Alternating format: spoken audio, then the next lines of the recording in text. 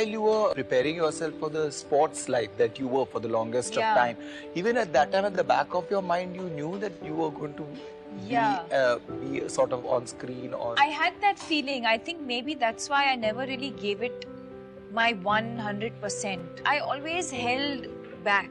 And then I started modeling. That I was always sure I wanted to do. I loved being in front of the camera. When I was a kid, I had done a couple of print campaigns and TV campaigns. And my first one ended up being for one of the iconic soap brands. And I think Salman saw that ad, and he was casting for one of his films at that point, and I got a call from this production house which said that Salman was making a movie and that he wanted a new girl and that he wanted me for that film. But I felt I wasn't ready at that point, and I had to let go of that one opportunity, and then Om Shanti Om happened. And then I got a call from Farah one day. She again saw one of my advertising things, and they were also casting. They were looking for a new girl, and at one point it felt like a dream, because there was this phone call that I got, and I come to Bombay and I meet Farah. That itself was like, oh my God. And then she offers me a film with Shah Rukh, and she says, if you're really good, I'll have to screen test you, I'll have to audition. If you're really good, I'll cast you opposite Shah Rukh. If you're not, I'll have to cast you opposite someone else. I can't tell you who that actor is. So I remember going to Shah Rukh's house and meeting him, and then Om Shanti Om happened, and I think that they took such good care of me and presented me so beautifully, and every aspect was taken care of. Again, something that I didn't realize at that point. Today I can sit back and analyze and say, oh, this is what they had done with me. From then on, I was really on my own. But my understanding at that point was that what I got in my first film, I'll get in every film. But after that, I didn't realize that I have to start taking care of myself also. I think in that process somewhere, in finding myself and finding what I like doing and understanding of the industry and the craft, and everything was so new for me that I think I made a lot of mistakes. I think I made mistakes in the sense I don't regret my decisions today. But I feel like that phase that I went through taught me a lot. I haven't gone to college. I finished my 11th and 12th, and even my 11th and 12th, I just about managed to finish because I was already a very successful model by that time, and I was based in Bangalore, but I used to keep traveling to Mumbai and to Delhi for work, and I couldn't keep up. And and then I finished my 12th, and then I tried to do 1 year of my degree through college. I couldn't do that. I then tried to do distance education. I couldn't complete that as well, so I'm just a 12th pass.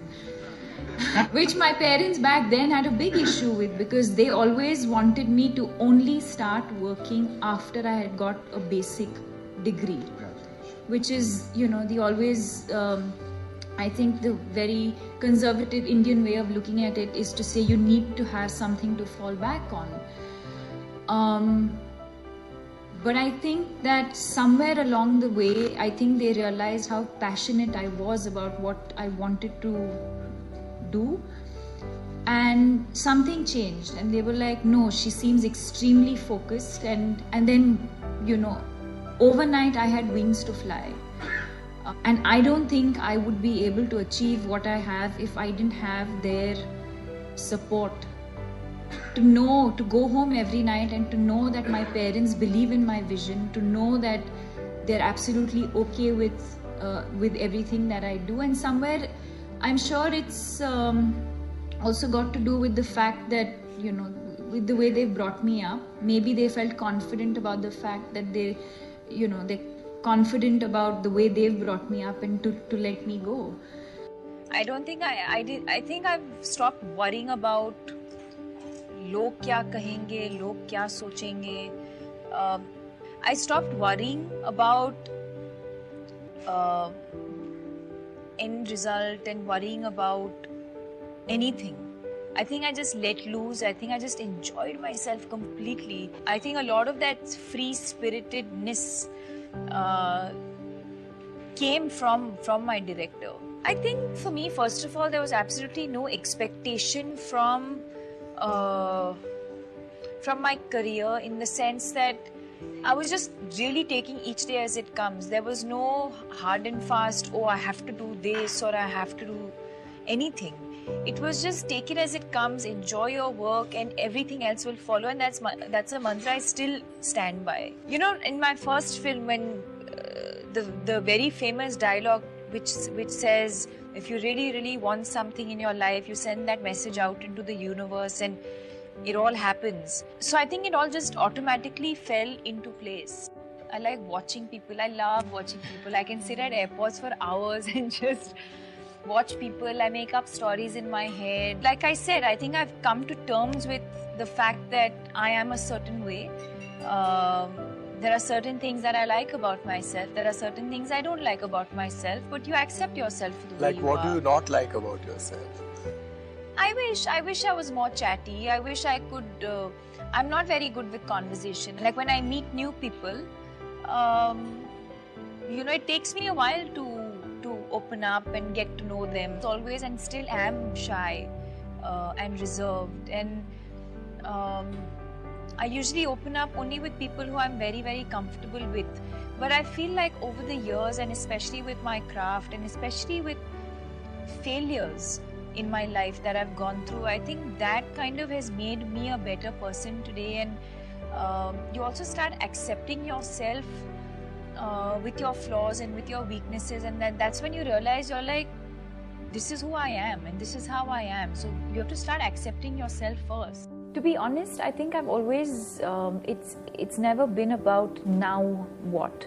I think whatever I feel, I felt even some years ago, which is whatever you do it with some purpose and with some intention, with the intention to bring about some sort of change, to be able to impact people's lives with happiness and positivity, maybe some amount of guidance with what I get to do. I think I get to learn a lot, and maybe with speaking about my journey or my experiences or the films that I do, if I'm able to empower people, I think that has always been my intentions.